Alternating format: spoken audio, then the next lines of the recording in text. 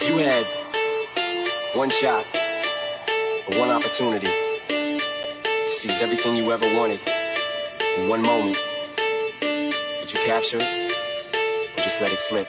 Yo. His palms are sweaty, knees weak, arms are heavy. There's vomit on his sweater already. Mom's spaghetti, he's nervous, but on the surface he looks calm and ready to drop bombs. But he keeps on forgetting what he wrote down. The whole crowd goes so loud, he opens his mouth, but the words won't come out. He's choking how? Everybody's choking now. The clock's run out, time's up, over, loud. Snap back to reality. Oh, there goes gravity. Oh, there goes rabbit. He choke. He's so mad, but he won't give up. Daddies, he know he won't have it. He knows his whole back to these ropes. It don't matter, he's dope. He knows that, but he's broke. He's so stagnant, he knows when he goes back to this mobile home, that's when it's back to the lab again, yo. This old rhapsody better go back to this moment and hope it don't pass him. Listen, we can talk about the flag, but let's talk about the Wait.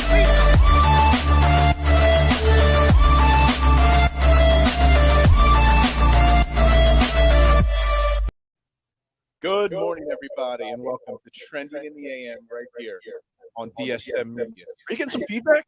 A little bit, maybe. I don't know what's going on there. Anyway, welcome to the show, everybody. We are live, as always, Facebook, Twitter, Twitch, YouTube. You know the drill. Smash that like button, retweet button, share button. If you want to get involved with the show, head over to the YouTube page. That's the best way to interact with us as we do this show. As these examples I'm putting up on the screen, Howie Roseman is a great GM. John Middleton is a bad owner. They're the examples, and that helps set the stage for what today's show is going to be about. We're brought to you by Manscaped, the leader in men's grooming products. Check them out at manscaped.com. Use promo code DSM at checkout to get you 20% off, free shipping, and let them know Team DSM sent you. I'm your host, Phil Stiefel, at Beard of Knowledge on Twitter, and joining me today, he did not burn the show down yesterday. He did a half-decent job with Kata. Dylan Davis, at Dylan JD98. Good morning, Dylan. I didn't burn it down. I lit that bitch up, Phil.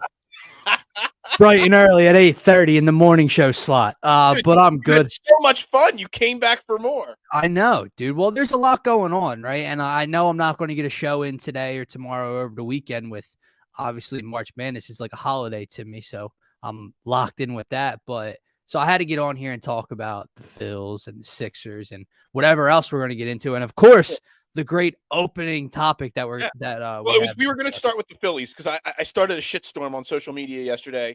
I'm starting to write again because, I don't know why. I hate writing, but I decided to start writing again. And the first article I wrote was John Middleton is not a cheap owner. He's just a bad owner. And I was like, that's going to be – it started a shitstorm, so I was going to start with that today. But then we wake up this morning, and I got 20 DMs. Howie Roseman got signed to an extension. So we're going to start the show with Howie Roseman talk. And then we'll transition to the Phillies talk, and then we'll recap the Sixers game at the end of the show. But, dude, Howie Roseman, 3-year extension. And I've already gotten started with Aton, Sanders, on Twitter already, because I already told him, and I already put it out there. Howie Roseman is a really good GM. And myself, Mark, and Jason on Overreaction Monday a few times have already talked about how there was no way Howie Roseman was going to go into the draft as a lame duck GM. Because that would have affected the way he potentially drafted. He would have drafted short-term, not long-term. It might have affected some of his free. This is a great deal to give him the extension now. It's only 3 years. We don't know the financial, parts of it yet. That hasn't been released. But Howie Roseman is a really good GM, and this is a really smart move by the Eagles organization. He's an okay GM. Listen, I'm not going to – I used to be in the fire Howie into the sun crowd. I can't stand him. He does have the most weaselish looking face ever, the most punchable face ever. I can't stand it. I've seen a lot of the comments of he's not as bad of a drafter as, we make him out to be. He hits on a lot of second to mid-round things as of late. Obviously, drafting Devontae Smith last year in the first round. He's great with the cap. He's a money man, blah, blah, blah.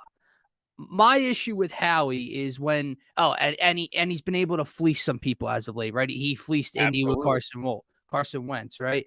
My issue with all those statements is Howie becomes good at these things. Howie cleans these things up because they're his own messes to begin with.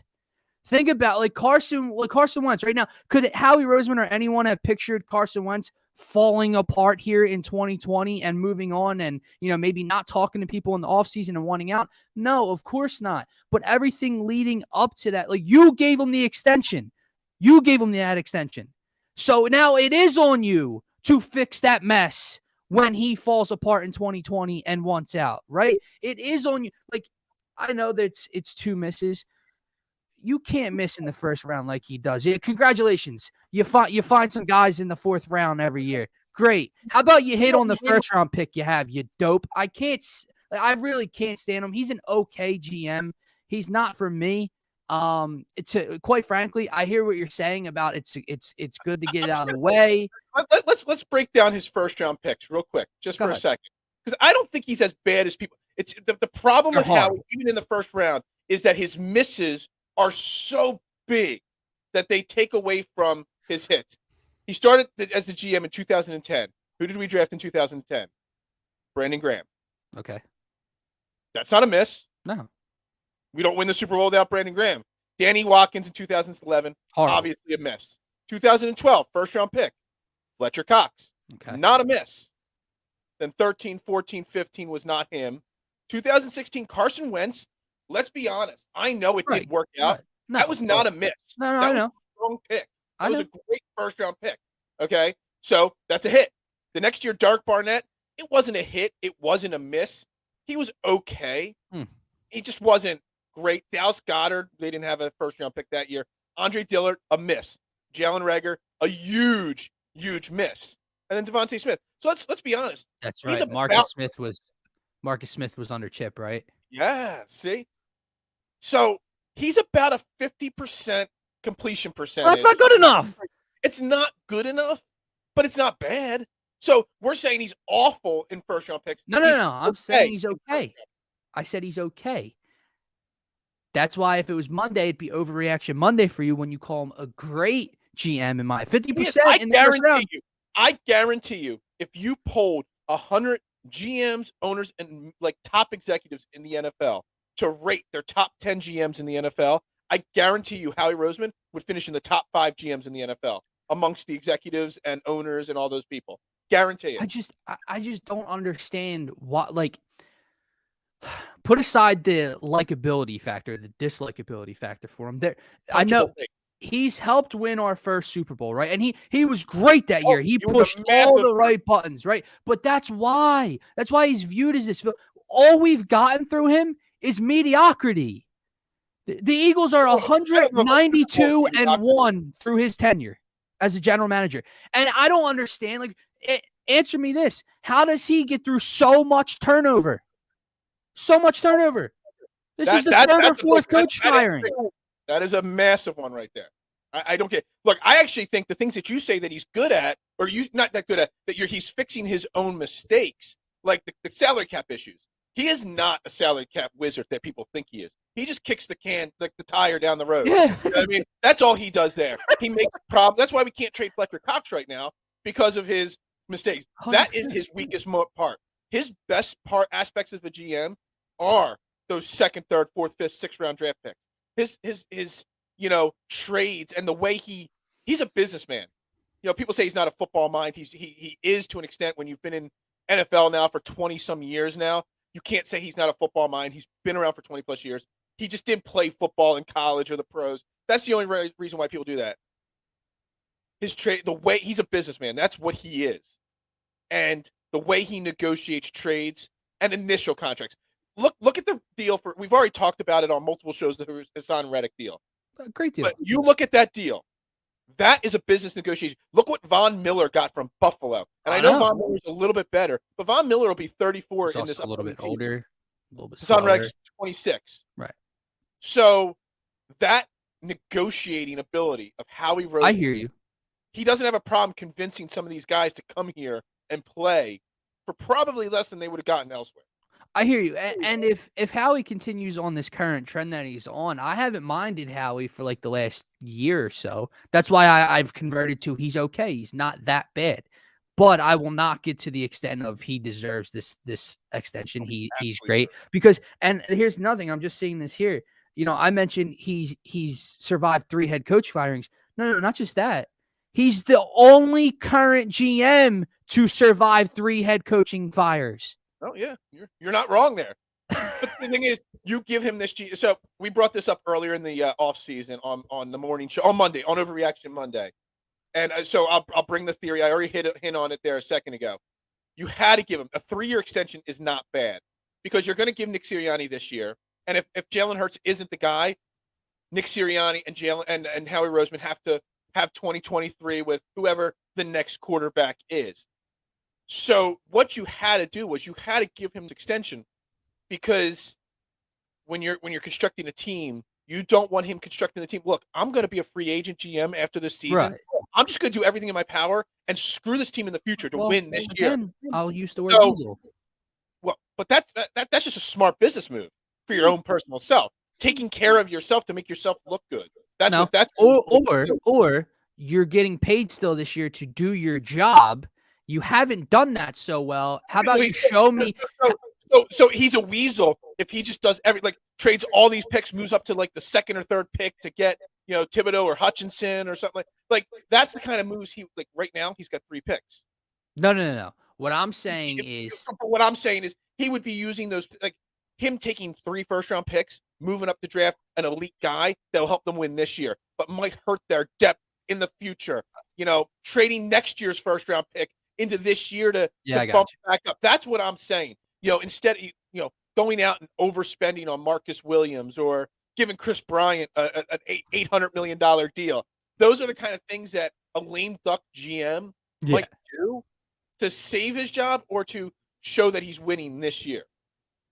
No, I hear you. That's a fair point. What I was getting at was I misinterpreted what you took as not doing things in the best interest of the team long term, because what I meant was, how about, if you want that extension, you're getting paid this year to do your job. How about you continue to show me that you can do your job well this upcoming draft, and you will receive that extension. That's why I was saying weaselish, because I misinterpreted. But most GMs, most sports team owners, most businessmen of billion-dollar companies, they are weasels. CEOs of billion-dollar companies, that's how they get to that point. They have to have some weasel in them. Not all of them look. That doesn't yet. None of them have, as you call it, the punchable face. Some people have said I have a punchable face too. So I'm going to take that as a compliment. Not like how, nowhere near the level of punchable face. I also haven't won us a Super Bowl, so that's true. And that was going to be my next point, Phil. If Nick Foles doesn't play out of his mind in 2018, are we having this conversation? I don't know. Because, like I said, his tenure for the last over decade has been mediocre, average. They've been about a 500 team since he's been in charge. Yeah, I mean, the Super Bowl cures everything. Right. Not to mention when it's the city's first ever in a football town. Yeah, it's gonna hold a lot of weight for a while. But it didn't hold any weight with Doug Peterson. Yeah. Well, that's my point. That's another whole conversation right there. Yeah, I mean, so let's get to how he's done this all season. I mean, obviously the Son Reddick. I mean, technically speaking, there's only been about 12 hours of NFL free agency, even though we know it's been going on for a couple days, a couple of weeks now. Son Reddick's the only move. Yeah. Is he sleeping on the job or is he being smart? I mean, you look at some of the deals that are being given out right now. The Von Miller one sticks out obviously as the worst. It's insane. You hear rumors that they were in on Marcus Williams. They just fell a little short on that deal. Is he just is he having, even though it's only one deal so far that's really been made outside of the Greg Ward, coming back and stuff, is he having a good offseason so far? Because he's not overpaying. Like, you look at the Christian Kirk deal, he's not going crazy. He's being smart, but some people will take that as he's asleep behind the wheel. I'm not going to say that, I've seen the tweets. Someone wake Howie up, Howie's sleeping, blah, blah, blah. But I want to say he's having a good offseason. The Reddick signing is a great signing. It's an awesome signing. I cannot stress that enough. But that's it. Like you said, that's it. And then your other moves are bringing back Greg Ward to a small 1-year deal, and whoever the safety special teamer that they brought back along with him was. That's it. And to me, like, to have a, he's not going to have a bad offseason, but to have a good offseason, specifically in free agency, like, you have some money to spend. You got the Carson Wentz deal off the books. Your books are opened up a little bit more than in the last 2 seasons. Go do something. Again, am I giving Christian Kirk $80 million? Hell effing no. But you can't run it back with this crew. You look at the top 4 deals or top 5 deals that were signed so far. Von Miller, 6 years, $120 million. And I said when that news broke in the group chat, I'm like, relax, let's wait to see what the real deal is, what the buyout or the potential out is. I'm looking at Spot Track right now, and there is no out in his contract as of this moment. Maybe all the details haven't been released, but as of this moment, that is a 6-year, $120 million deal with $52 million guaranteed. So that's insane. J.C. Jackson, 5 years, $82.5 million deal. Christian Kirk, 4 years, 72. Randy Gregory, 5 years, 70. And Marcus Williams, 5 years, 70. Now, would you have given those deals to any of those guys? I mean, Marcus Williams, I probably would have stretched the bag to do that. Right. But outside of that, I'm not giving out any of those deals to any of those guys. No, I'm with you. He's probably the only one, especially because that's a dire position of need at the moment. And he's so young. He's like Reddick. He's a young player. Marcus Williams is 25 years old. So now, no, I wouldn't be spending any of that money. And now my question to you would be: there's the rumbling, and you see Darius Slay and Hassan Reddick recruiting him. He's older now. He's not the same corner as he was with the Cardinals. But Patrick Peterson, do you take a flyer on Patrick Peterson for a cheap 1 or 2 year deal? For a cheap deal, absolutely. There's quite a few guys that I would take that are now that. Like, I would love Patrick Peterson. I said last night, I forget who it was. It was one of the guys from PSN. I forget which one put it out there. And that's where I saw the news starting to rumble about Patrick Peterson. And just remember, guys, Patrick Peterson is not Patrick Peterson anymore. Right. He was barely struggling to play last year. I think he wasn't even there was talks of releasing him at one point last year. Well, he was Minnesota last year. Yeah. So he's not Patrick Peterson anymore. But then, Brian came back at me. I think it was Brian from PSN. He came back. He's like, look, you're not looking for him to be Patrick Peterson. You're looking for him to be Steven Nelson, which Steven Nelson wasn't anything special last year. He filled a 1-year role. And that made me think that's smart. That when you phrase it like that Patrick Peterson, you're looking at him to fill the Steven Nelson role, then yes, absolutely. I would definitely bring him in on a 1-year cheap $6-8 million deal, whatever it has to be. And I want him to go out. I know he's also a little older and he's going to cost obviously more than that. I want the Honey Badger. I want Tyrann Mathieu. Me too. Pretty badly. You can't get Marcus Williams. That was I know he wasn't the second best safety on the market, but he was the second safety I wanted because of the leadership, the experience and stuff like that he brings. Coming from Kansas City, he's won a Super Bowl. So he'll be able to bring some really strong experience. But again, I'm not giving Tyrann Mathieu more than a 3-year deal. No, but with Tyrann Mathieu, he's interesting because I don't think there's this there's a lot of this washed type of talk going around with a lot of players in this city right now, and around the league and what people want and don't want. And Mathieu, like Mark said, he's only 29 years old, and I think 37. Yeah. I feel like I've been watching him play football for 40 years now. I feel like there's this illusion that he is not the same Honey Badger, and he's not the Honey Badger anymore like he was again in Arizona, as we talked about with Patrick Peterson. But that Chiefs secondary had a lot of issues last year and a lot of communication issues last year. Now, you can blame that on the leader that he's supposed to be, but Sorensen was terrible last year. If you watched enough Chiefs football, there was communication issues between him and Sorensen all season long, right? If the Honey Badger comes here, he's instantly, I don't want to stretch it, Slay. Right? He's he's easily a top 4 player on this defensive unit already. Mm-hmm. So you're damn right. I would bring the Honey Badger in for a 2 to 3 year deal. Yeah, absolutely.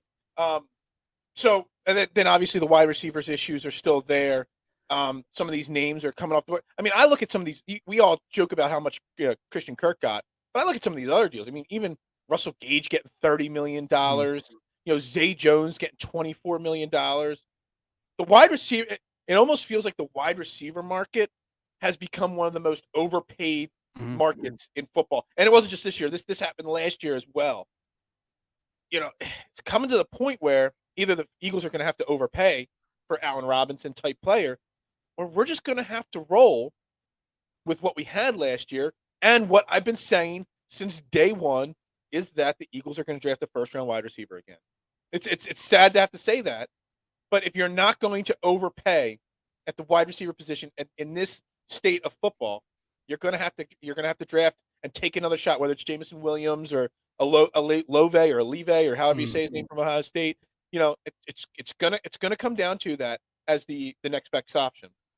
Would you, when you're looking at wide receiver for this team, are you looking more of best available or are you looking fit? Because to me, I hate going fit over better player. But when this team, especially with Hurts as the quarterback, who my thoughts on him and the type of passer he is, I don't need another smaller speed type of receiver. I need a bigger possession type of guy who can give him a bigger target and has reliable hands.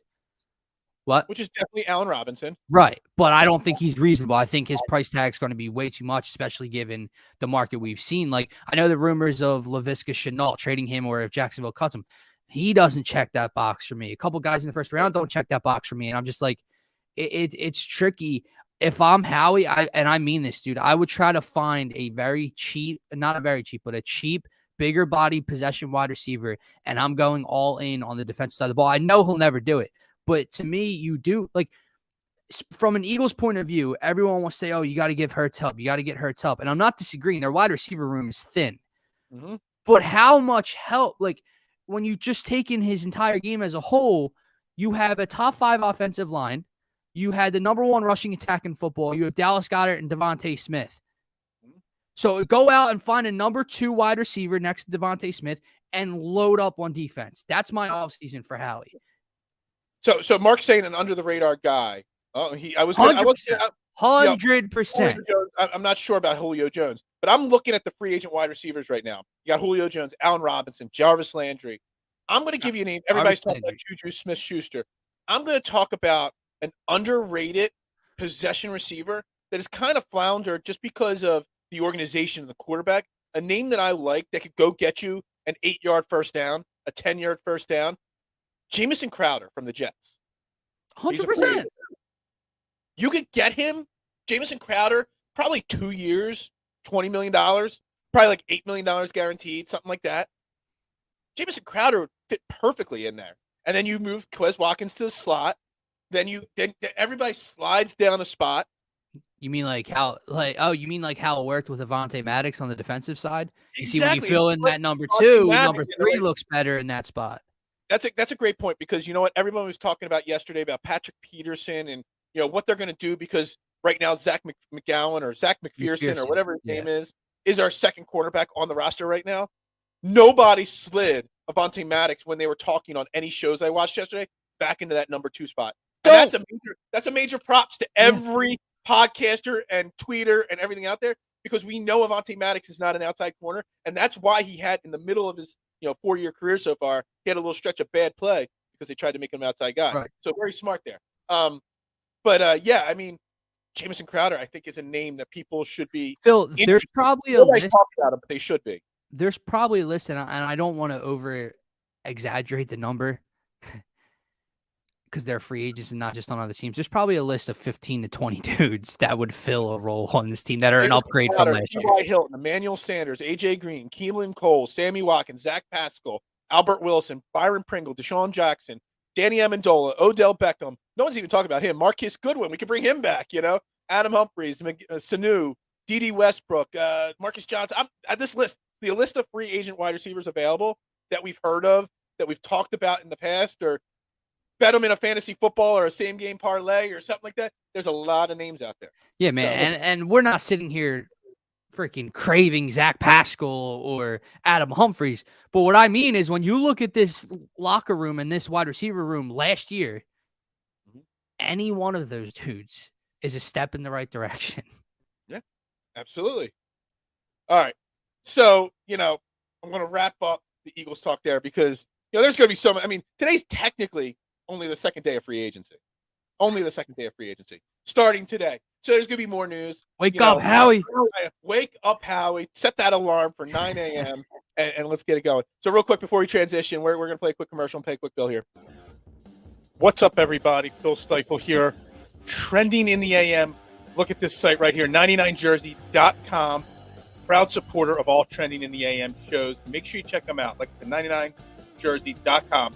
They have the best jerseys of all your favorite athletes from high school, college, movies, TV shows. You got the Kobe Bryant, Lower Merion, the Charlie Conway, Mighty Ducks. Everybody always asks where I got my Sugar Shane Falco jersey back there from the Replacements movie.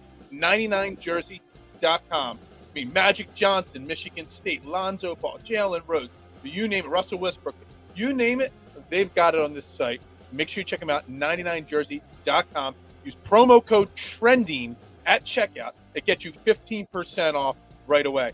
99jersey.com, promo code TRENDING. Yo, support the podcast that brings you the heat every single morning. All right, we're back here at Trending in the AM.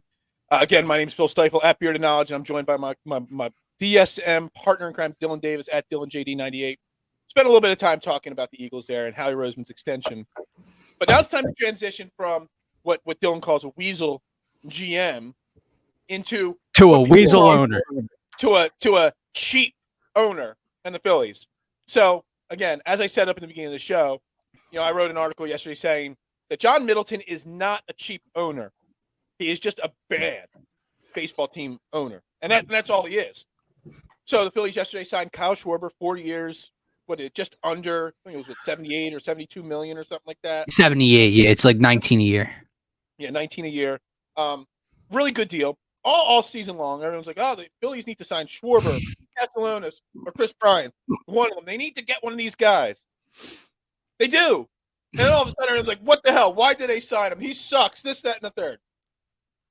So it got me thinking, look, Kyle Schwarber does not solve all the Phillies' issues. He's a great signing, and we're going to talk about that in a second. But John Middleton has now, we still got $12.5 million under the cap. There's still options for him to spend. That move puts the Phillies into fourth projected 2022 payrolls in Major League Baseball. Last year, 2021, the Phillies were fourth in actual payroll in Major League Baseball. How is an owner that spends the fourth most money in the entire league considered a cheap owner? He's not. He spends money. It's just he's a bad owner because he let the real weasel, Matt Klentak, Andy McPhail, spend the money in the wrong place. He let Klentak, McPhail draft the wrong players. I mean, the Mickey Moniaks, the Cornelius Randolphs, all the names that have bombed out, in the minor league system. John Middleton's failure isn't that he's cheap. It's that he let those two weasels run this team, not for 1 or 2 or 3 years, for 5 years, and set this team and organization back 10 more years. So he's not cheap. He's spending a lot of money. Mm. It's just all going to the wrong spots, which makes him a bad owner, not a cheap owner. I 100% agree with you. He's not cheap. People get that word twisted because they look at the luxury tax and see that he won't go over it and call him cheap. I'll get to that in a second. I remember 2 off seasons ago, the off season they extended JT, or the one before that, they spent the second most in the entire MLB that off season, and people were still calling them cheap. No, they're spending money, and this is my problem with the organization as of right now, Phil. Like, we'll get to the Schwarber thing because I love it, and anyone who doesn't, I don't understand. We're going to agree to disagree there. But they don't. I don't know the direction they're trying to go, right? So when you talk about spending money. Mm-hmm. Obviously this team they have a depleted farm system. They've had that for years, right? They spend, but they don't spend enough to contend because he won't go over that threshold. Mm-hmm. So they're viable. They're always in the race, mm-hmm. But you don't spend and pay to be viable when you bring in a $330 million Bryce Harper. You extend JT Realmuto, the best catcher in baseball, to a 5-year deal. You signed Zach Wheeler a few years ago to a 5-year deal. He's a Cy Young runner-up. You sign Schwarber now. You're not trying to be viable. I don't think they know where to go. And my issue with not going over the tax threshold, I know not many organizations do, Phil, but I'm not understanding it here in Philadelphia. When you look at the pieces you have in place right now, You've been right there to win your division the last 2.5 seasons. You will make that investment back tenfold. Like, does he not, as a businessman, Phil, does he? Yes, no, because I guarantee you, I'm a businessman. I spend money to make money. Right. Okay. He looks at, we're about $12.5 million under the luxury tax right now. Right. We're just going to use Chris Bryant as an example because obviously Chris Bryant's 7-year, $180 million. Yeah, we can get insane, that. insane deal. But just say that they were able to get him for 5 or 6 years for $150 million. That puts him over the threshold. Right. All of a sudden, if you added just Chris Bryant and went over that luxury tax, are you all of a sudden a playoff team? Are you all of a sudden a team that if you just take the team that is constructed right now and you add Chris Bryant and that's it, are we going to make a run? Yes. No. So are you going to spend that luxury tax money for one player to still not contend? The Phillies are still 2 or 3. They would need to go out right now and spend this year alone an additional $50 million to be able to compete with the Braves, the Dodgers, even the Mets. Absolutely. Because we don't have a playoff rotation yet. We still do not have a lockdown. The rotation's not as bad as you think. What's that? The rotation's not as bad as you think. I thought it. The rotation has so many question marks on it. Question marks, yes. Question marks, sure. So are you going to invest $50 million plus the luxury tax? Yes, because I don't have to compete with the Dodgers. And the Braves, I know they brought in Matt Olson. What? You got to beat them in the playoffs. No. But my goal is to make the playoffs first, which you haven't done in over a decade. You're not going to spend over the luxury tax just to make. Yes, you will. Because as a businessman, I'm not understand. Here's where I don't understand. As a businessman, you're not like winning. Obviously, gets you more money, right? But you should know in this city right now, right? You listen to the fan base. You go out just those signings alone to make you viable. Let's say, like I said, you're in the race. You're going to make your investment back. You're going to sell Citizens Bank Park out damn near for one playoff game. No, I'm not worried about the playoff game. You'll make that money back throughout the regular season. 110%. He will make that money back plus more. But see, the thing is, to compete with the Braves and the Mets, they still need. Look, let's go through the rotation. Zach Wheeler, obviously the ace of this team. Right. Maybe might miss the first week of the season. Who knows? Whatever. Aaron Nola has not contended for that Cy Young Aaron Nola we talk about 5 years ago. Was in 2017. So he's really a 2-3. Okay. Mm-hmm. Zach Eflin, the most inconsistent pitcher that everybody loves and think is great. Zach Eflin is basically Vince Velasquez, not the pitcher, but the career trajectory. He had glimpses early on, and everybody's still holding on. He goes for 2-3 weeks, 3-4 starts, lights out. Then he goes for 4 or 5 weeks where he's a 5 ERA pitcher. So Zach Eflin, not anything special. Well, he's a number 4. Ranger Suarez, everybody is so excited, and I want to be excited. He has literally been a starting pitcher for less time than DSM media has existed. Okay? He literally has 12 starts in his major league career. And we're all banking on Ranger Suarez being this great. You got to pump the brakes. So there are so many question marks. Kyle Gibson do not have confidence that this is a legitly great starting rotation. Here's my thing. Everyone gets this so twisted because they haven't made the playoffs. This team has been knocking on the door with the Braves that just won the World Series last year, knocking on the door to win that division with a week and a half left, right? Last year's rotation was on opening day was Chase Anderson and Matt Moore. The bullpen is technically a little better. The starting rotation is better than last year's rotation, and you bring in Schwarber, and you maybe Bryson Stott's up, Alec Boehm, bounces back, and you bring in a Chris Bryant. That door is to me getting kicked in. All right. I mean, we're going to disagree because I still, like I said, I don't have the faith in the starting rotation. That's fine. And then you get to the bullpen and the supposedly better rotation or bullpen where you've got 3 or 4 7th and 8th inning guys that are going to be your closer this year. And we know that doesn't work. Well, that's a problem. Yeah. It's a massive problem. And I don't know. The lineup still doesn't do enough for me. If Chris Bryant is in this lineup's ridiculous. I mean, it's better. No, it's ridiculous. Still got Odubel Herrera in center field or Matt Vierling, who, again, everyone's like, oh, why sign Odubel? Because Matt Vierling. Again, Matt Verlaine had a cup of coffee with the team. He Yeah. did really well in his cup of coffee, but you're banking on all these cup of coffees, being There's big. not all these cup of coffees. If you brought in a bat like that, obviously it's not Chris Bryant now. Let's just say the other Nick Castellanos still out there. We'll say him, right? If you Which it brought is him still in, a possibility. Let's backtrack. It is still a possibility. yeah, Bring in another bat and not go over the luxury tax, because there's been a lot of Didi Gregorius trade rumors floating around. You trade him, you take that $12.5 million we have under the cap, you add anywhere from $8 to $12 million, depending on how much the Phillies have to eat of that salary. So you've got anywhere from 20 to 25 million.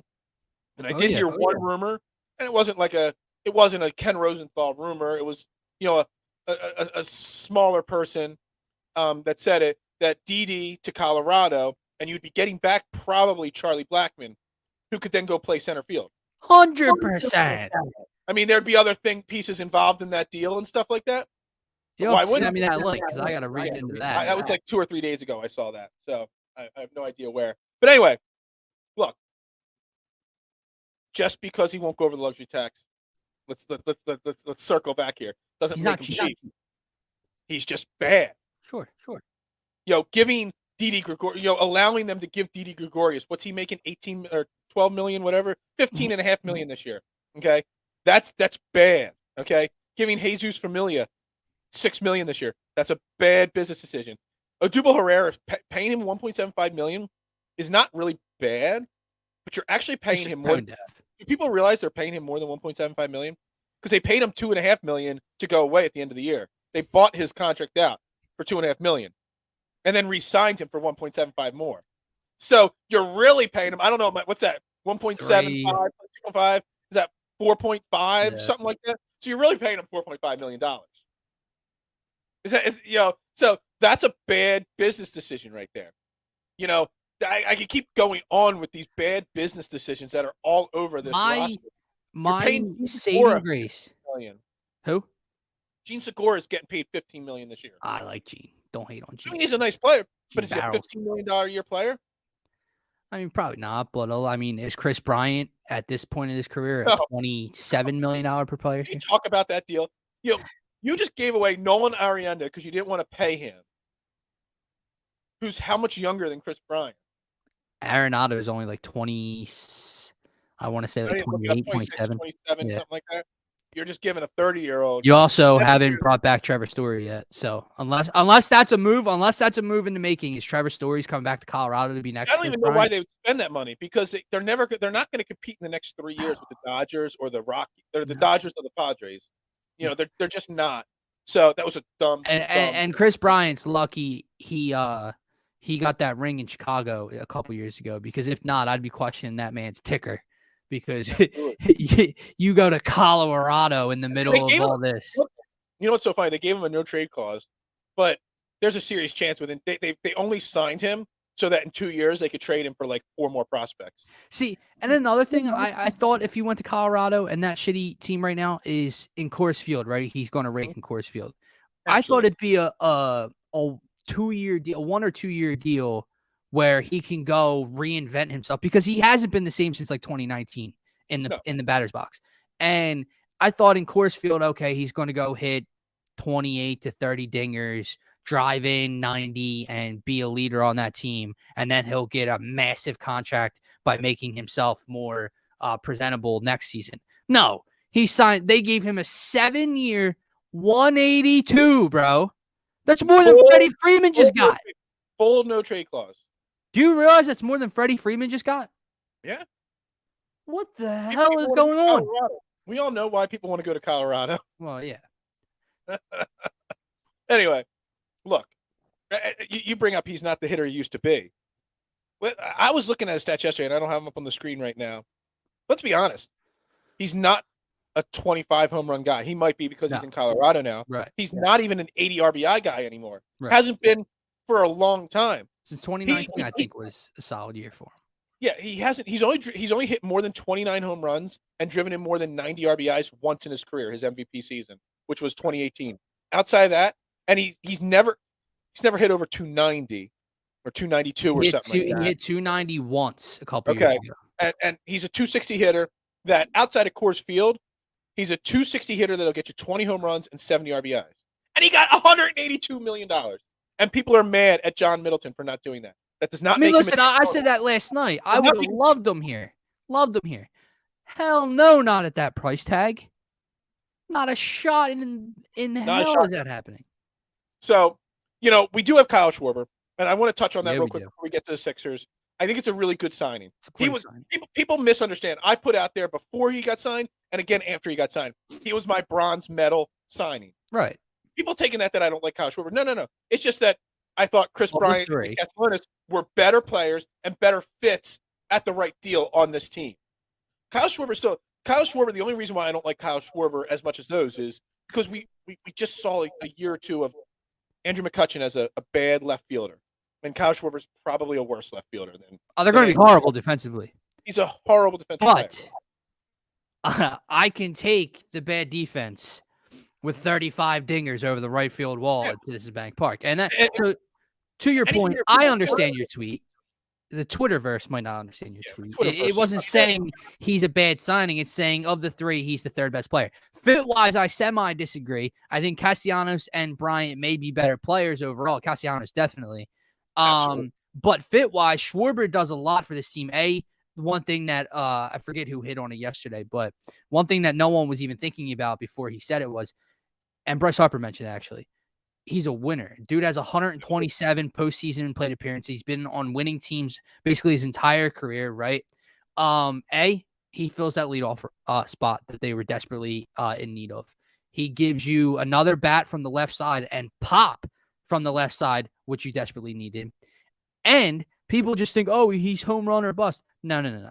He gets on base. He has a great eye. And what was a glaring hole last year in front of Bryce Harper in the 3 spot? Dudes weren't getting on base in front of him. Well, now you filled that void too. You got him for less than $20 million a year, 4 years now. He's only, I think Schwarber's only like 29 or something like that. Or 29, yeah. He's going to be 29 at the start of the season. I don't know if he's 29 yet or not, but he will be 29 when the season starts. Right. And you only got him for 4 years. Right. Which is and now, that's the thing. And worst comes to worst, Phil, he's horrible. He's not going to be as bad as Odubel, I don't think, in the outfield. But let's say he's horrible. The universal DH is in that national. Yeah, see, that actually is my least favorite argument of them all. Because now we have 1, 2, 3, 4. I'm counting 4 guys that you could that maybe even 5 if you count the fact that you want JT Realmuto, one of your best bats when he's not behind the plate. Right. So you can put him at the DH. So you got him, you got Schwarber. You're talking about Alec Boehm, not the best third baseman. People are like, make him the DH. Reese Hoskins, not the best first baseman. Make him the DH. Needs a day Didi off. Gregorius, not the best shortstop. You want Stott in your starting lineup. You make Stott your shortstop. Didi. We've got like 5 guys that we're trying to slot into that DH role. Let me ask you that. We get back to Schwarber in half a second, but do you like the platoon? Because Phillies love platoons. Do you like the platoon at DH, or would you like them to sign basically an almost everyday DH type player? It depends on what they're doing with the if they're not going to bring in if they're not going to trade D-Day, and you want Stott to be on your opening day roster, you don't sign a DH. If you want, Alec Boehm at third and Bryce, and if you're okay with Alec Boehm at third and Reese Hoskins at first every single day, then go out and get a DH, I guess. But at this point, I feel like you kind of have to roll with what you've got offensively, unless you go out and get Nick Castellanos or something like that. You've got to roll. Jorge Soler is a big name that's still out there. Yeah, I'm not going out and getting Jorge Soler for the DH spot because then you're really hamstringing yourself with all these bad defensive players. I'm only signing a DH like.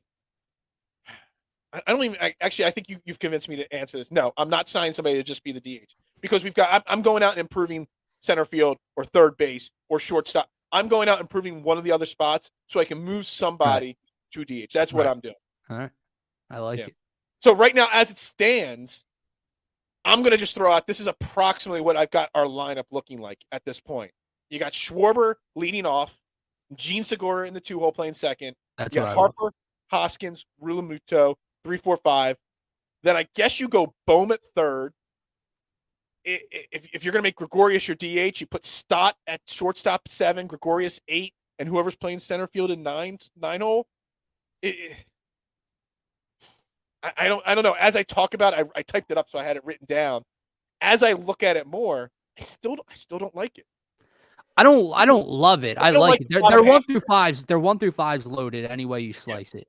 You might even be able to say 1 through 6 because Right. people are right. I was just going to say that Alec Boehm Alec is Boehm. a huge component to this Yeah. year's team.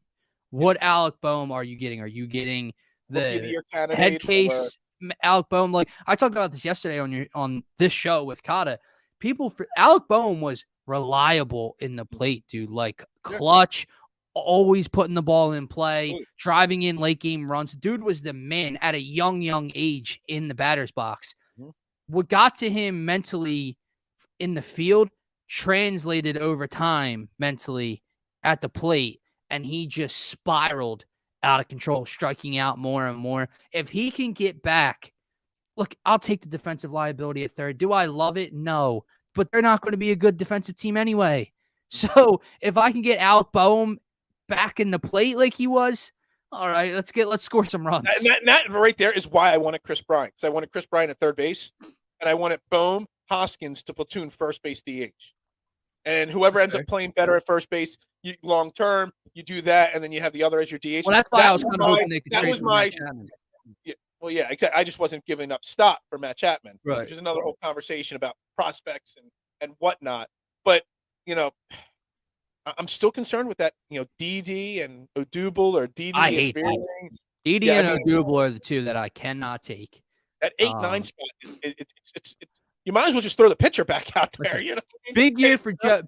Big year for Joey G too, because Joe Girardi was brought here to push this team over the hump to get to the place they haven't been in quite some time. Because, like I said, they have been knocking on that door for a while now. And if I have to see him play his buddy, his pal from the Yankee days, day in and day out, when he can barely slice 216 and hit 8 home runs all year long, I'm going to lose it, Phil. You talk about tone deaf? If the owner's tone deaf, if the GM's tone deaf, the manager's tone deaf, if he plays this dude every single day. You're not getting any disagreement from me on that, Not at all. Hey, I kind of put Joe Girardi, that's a good transition, into Doc Rivers, in the Doc Rivers boat. He needs a break. He just doesn't look like last year. If you watched Joe Girardi in the dugout, he just had this I don't want to be here look on his face. Like he's just exhausted. He's burned out. I mean, he's been playing baseball since he's a kid. He went right from playing right into coaching. I don't even know if he's had a season off, a full season off. So he did. Remember when he was in the broadcast booth, and that's right before I couldn't remember if that was just the playoffs after he got fired late in the season. I think that was kind of like he got fired, somebody interimed for him, and he was just and then he went right back. He's never had a full stretch off. The guy's got to be burned out, in my opinion, and that's kind of where I feel about Doc Rivers too. But Joe Girardi, this is it for him. This is his year, and you got a sixth playoff spot in each league. So. Speaking of these two, and again, something else we discussed on yesterday's show, is people have this idea that coaching plays a bigger role than it does in professional sports. Outside the NFL, obviously coaching, play calling, leadership with a 53-man locker room matters a ton. Mm-hmm. NHL, MLB, NBA, minuscule, right? Yeah. But within the things you can control, a la playing Didi Gregorius every day when he's hitting 208, that's when you'll get ripped. When you pull Aaron Nola in the 5th inning, when because he's thrown 80 pitches, but he's been lights out, that's when you get ripped. So people blow it out of proportion, especially with Doc, because of some of the things Doc does. Yes, it doesn't look great. No, it didn't have as big of an outcome on the game as you think, but they do have to be better at controlling the little things that they do within the game. I think in baseball, what the head coach, the manager, whatever he does in the locker room, and before games, and how he handles his players, that's as important as anything else. Yeah. What is Joe Girardi as a manager? Like Charlie Manuel, he was a player's coach. He would take Jimmy Rollins aside instead of benching him, talk to him, tell him what he expects. Larry Bella would take a baseball bat to a Gatorade container to fire up his team or to send his message. What is Joe Girardi? I don't know. we don't know what kind of manager he's been Right. here. How many years? He's been in baseball for so long. This will be his 3rd year. His People first year say- was the shortened season. Yeah, Yep. so 3rd year. Yeah, 3rd year. People said when we brought him in here that he had a short shelf life in a lot of cities, and it's Yes, because he just doesn't. He doesn't have. He is not one kind of a manager or the other. He's just there. Right. He's writing the lineup. He's not making the big changes. he's That's all he's not doing. he's not great at one thing. He's okay at a bunch of little things. One thing we talked about the universal DH earlier. Hey, that'll make him more of a fan favorite. No more needing to decide when to pull Nola or Wheeler because they're coming up in the next inning, but they've only thrown 70 pitch. No more of that, Joe. So thumbs up there, bud. Yeah, absolutely agree with you. All right, real quick. We just went way too long on all those topics. We got 10 minutes. We might have to hit the overtime button here for 3 minutes here. Sixers last night squeaked out a close one against the Cavs, 118-114. But again, squeaked out a close one when they were up, 400 points in the second quarter at one point. Yeah. It seems the show's called Trending in the AM. It seems like the Sixers trend, get up real big and then just blow it. Is it a trend that's going to continue, or is this just a blip on the radar? And I keep saying, this team has to learn how to gel and play together. But now what are we? How many games has James Harden played now? 6? Yeah, Phil, don't do that. It's not game 1 or 2 anymore. No. It's getting a little further down the line now. I'm getting listen, I'm frustrated with how the Sixers have been playing over the last 4 games. I'm glad they won last night, obviously. But I'm getting even more frustrated with this fan base and the overreact because as you just said it perfectly. No, I didn't say, hold on. I didn't say that's what I think. I know. I know. I don't want people. Well, Twitterverse sucks ass sometimes, like we said earlier. Everybody misconstrues every single thing. I know how you were saying, and I don't want people to misconstrue anything. Okay, I know how I'm learning my lesson, and I'm being very clear on my statements from now on. I know how you said it, but speaking of Twitterverse, everyone, as James Harden got here, everyone was so happy and positive and upbeat, and we understand that there's growing pains, and we got to let them get through it. They've played 9 games together, and people want to pull the eject button. They're 7-2 in those 9, and people want to pull the eject button because it doesn't look as pretty as it did the first 4 games. Don't get me wrong. We'll spend some time talking about James Harden and his recent play, but I can't take it, dude. Like this fan base blowing a 19 and a 17-point lead in back-to-back games and going 1-1 in those games is inexcusable. Do not get it twisted. But come on, because it doesn't look like it did against Minnesota, people are freaking out. Yeah, I can't. I mean, you summed it up pretty much exactly right. Look, there are reasons why this team is blowing leads. There's reasons why they don't look as smooth as they did. And I'm not. I mean, I know James Harden the last 2-3 games has shot god awful, and he's not the 38% shooter that he used to be. But he's not 1 of 6. No. He's not 3 of 13. That's not who James Harden is. He is in. Shooters go into slumps. That's what they do. Shooters, the only way to get out of the slumps is to let shooters shoot. Right. So as long as we're winning, just let them shoot. Don't worry about it. The bigger issues on this team are the bench still, the rotations that Doc uses. Oh, yeah. Those kind of Tobias sometimes breaking out of his slump, sometimes not. Matisse disappearing some games on offense, some games, not.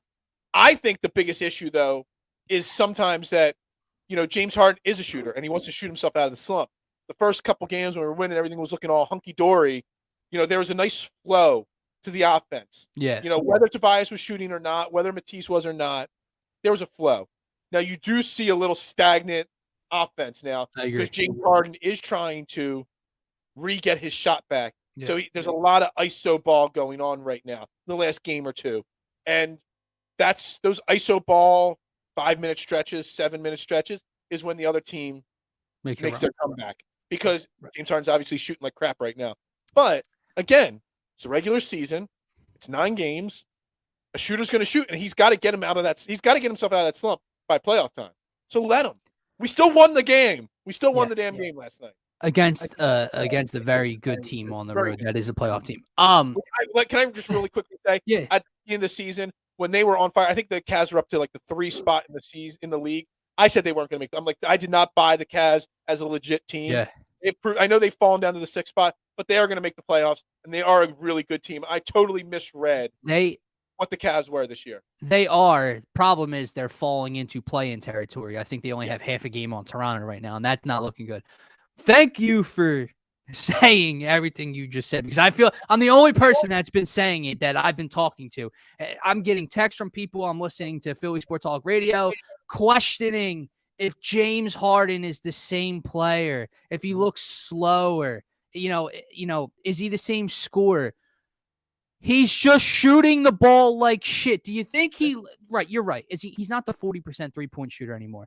He can damn well be league average and above, right? Yeah. Do you think he just lost that? Do you think he's just 1 of 6 every night, can't get in lane? He's going through a horrible shooting slump, mixed in with being a new teammate trying to facilitate and get others involved first, and it's not looking pretty right now. Nope. Thank God. What I will say about him through these, through this rough stretch of 4 games, in the 2 wins, he has come up huge down the stretch in both those wins. In overtime in Orlando, he was perfect, and last night late against Cleveland, oh my God, a point guard that can get fouled late in games and knock down both free throws. Who the hell would have thought that's possible? Yeah. I mean, that never happened before once in my life. I don't know what that's like. Yeah, dude, it's amazing how quickly Philly, they just can't be happy. Same thing with the Schwarber signing. They wanted him. Well, it's not Chris Bryant, so I'm not happy anymore. You get James Harden. It looks great for 4 games. Everyone's ecstatic. They're winning the NBA championship. It doesn't look so pretty in a 2-2 stretch. And time to pull out, and this team can't go anywhere. I'll also say this: you brought up the bench, right?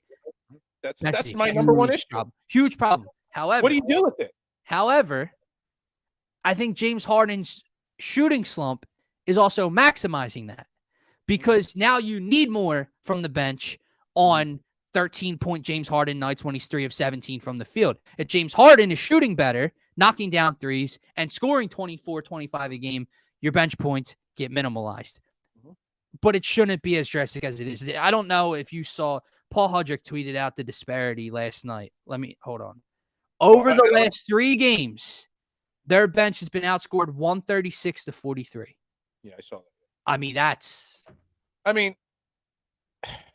There's a reason they put it up on the broadcast last night. The Sixers are second in the league in starting 5 scoring.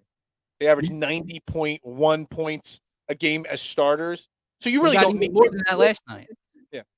The problem is you are going to, when you get to the playoffs, our bench rotation right now is already last night you had Danny Green 21 minutes, George Niang 19, DeAndre Jordan 13, Milton 3 minutes, Joe 4 minutes. So really we ran an 8-man rotation last night, basically.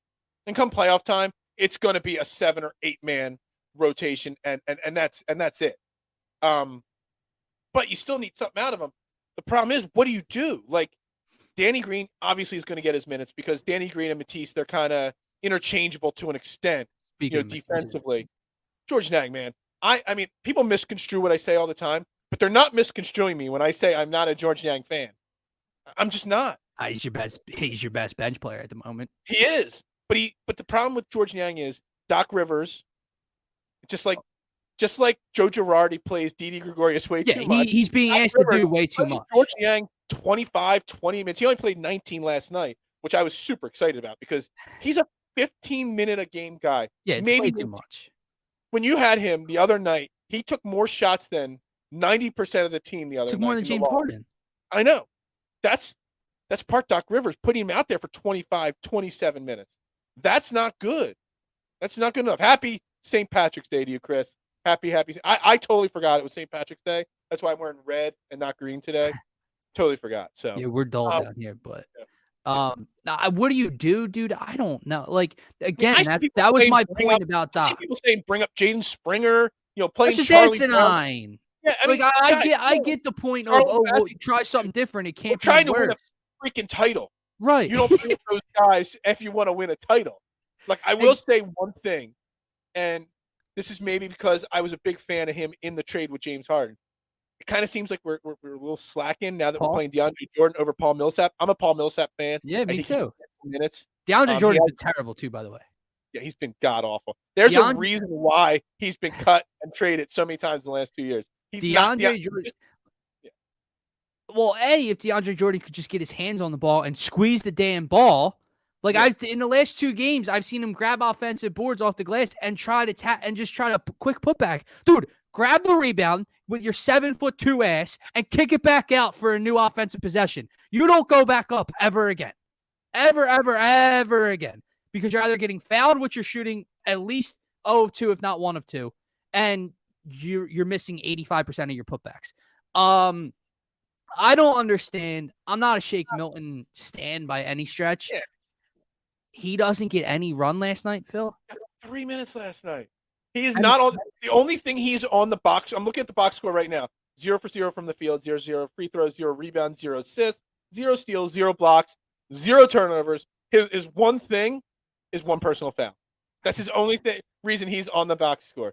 You got to give him a few minutes. You have to, he tried Isaiah Joe last night, right? Good. You tried something new. Isaiah Joe came in, picked up 2 quick fouls, and missed a bunny, right? Dude, you guys got to everybody's got to back off of the Isaiah Joe. I know Korkmaz sucks, but Isaiah Joe is not the answer over Korkmaz. He's not the answer, but I'd play him over Frick. I can't stand Frick. I'm not the person. His defense is as bad, if not worse, than Korkmaz's defense.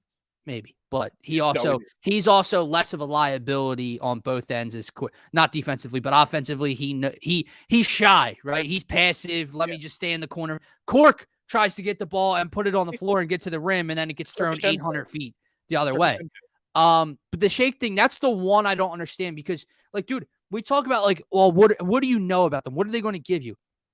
I've seen what Shake Milton can do from time to time. He's not going to give it to you consistently, but he single-handedly willed them back to a win in a playoff game last year.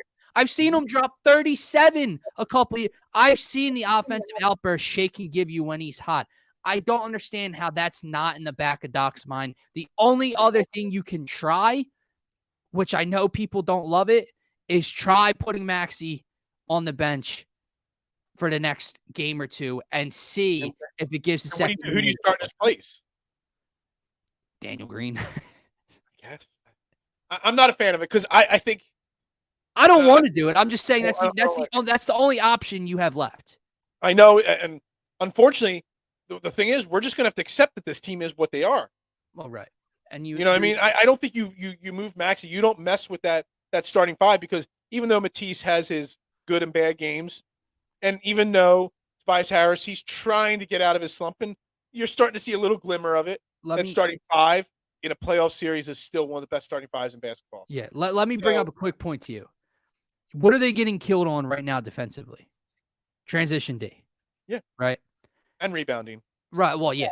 But transition D has been horrible. And in a playoff series, obviously we know the old quote is, well, the game slows down. It's a half-court game. I wonder how much it'll slow down if they don't get killed in transition defense, because in a half court with this 5, that's going to be something that helps the bench too, dude, because playing less minutes, obviously 8 to 10 minutes for the backup center, 12 minutes maybe for Niang, so on and so forth, right? They're asked to do less. In playoffs, teams aren't scoring 128 points a night. Teams aren't scoring 120 a night. So if your 5 is averaging 95 a game in the playoffs, I need Danny Green to hit a 3. I need George Niang to hit 2 threes. I need DeAndre Jordan to catch 2 lobs. And we're in, if not winning, every single game at the end of the game. So here, I mean, we're way into overtime now, but I got to ask you this because I brought this up and I didn't get a good answer, but I also don't know my answer if this is the right move. If you notice, you got your big 4. And Doc said he wasn't going to play the all-bench lineup anymore. He did once early on, but that was it. It seems like you're getting, when you're going to the bench, you're getting Tobias and James Harden together with Maxey and Joel Embiid together. Yeah. I kind of want to see Maxey with Tobias because then Maxey could be the uber-aggressive guy that he is. Because Maxey still does struggle sometimes when the other big guys are on the big stars on the floor because he's young, he's impressionable. Maybe, I don't want to say the moment's too big for him, but he's not confident enough he defers too much to take over. So you put Maxey with Tobias where he could just take over in those 5 or 6 minutes. It also takes some of the pressure off of Tobias. Right. And then you put James Harden with Joel Embiid back together. which they're that when they're together and that pick and roll's going well, or the pick and pop's going well, dude, those two work together. That would be my biggest, not moving Maxey to the bench, just rotating the rotation so that when you have only two of your big four on the floor, that Maxey is not with Harden and Joel Embiid. Doc has to get better with his timing and this rotation, because I hated. Do you remember when Brett Brown was here and Joel Embiid was pulled every first quarter at the 7.5 minute mark? Right. Obviously, I'm not asking you to do that, but Doc's letting this dude play not 11 minutes of the first quarter. There was about a 20. There was a 20 game stretch because I was tracking it. I forget. I stopped tracking it after a while, so it might have gone on longer. Where he played the entire third quarter, all 12 minutes for like 20 plus straight games. Right, and that's where you get exposed in these 5-minute runs where the backup five has to be out there. Pull Joel at the 4-minute mark. You know, like he's an NBA coach. He can freaking figure it out where you pull Tobias first, not a couple minutes, but you know, at the 5-minute mark, 6-minute mark, you pull Joel and Harden, put Tobias back in, you pull Max, whatever the case may be. Figure it out, Doc, because one thing he was doing so well, regardless of who you pair, the first 4 or 5 games, he constantly had 2 on the floor. Outside of like a minute and a half, he had Harden with 4 bench players. Recently, he's had Harden running with 4 bench players for minutes of a stretch. That cannot happen. That's when they're getting destroyed. Yeah, I don't know. I think it's crazy. It's insane. But we all need to pump the brakes and need to relax because we still have one of the best teams in the league. And you know, again, everybody, if you didn't know, they're 7-2 with James Harden in the starting lineup. Exactly. You think they're 2-7, but you would think they're 2-7 at this point. Anyway, we're gonna wrap it up there for the day. Trending in the AM. We'll be back tomorrow morning, 8:30 a.m. Jason Voorhees will be back with me as always. Football Friday. Hopefully, the Eagles have some more news for us to talk about tomorrow.